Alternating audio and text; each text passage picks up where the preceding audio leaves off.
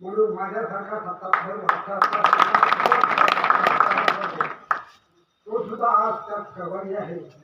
पूर्वीपासून आणि निश्चितपणानं मी दुर्बळपंथीकरांचे मनापासून हार्दिक अभिनंदन करतो, त्यांचे आभार मानतो, त्याला धन्यवाद देतो.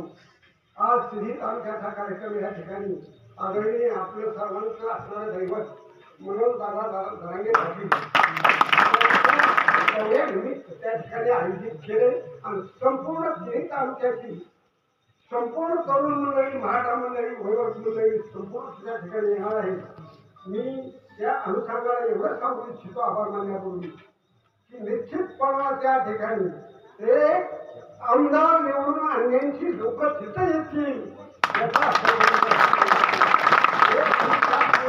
लोक त्या ठिकाणी जमतील. त्यामुळे कुठलीही पंचायत नाही. त्या माझी आधी आमदाराला निश्चय आपल्या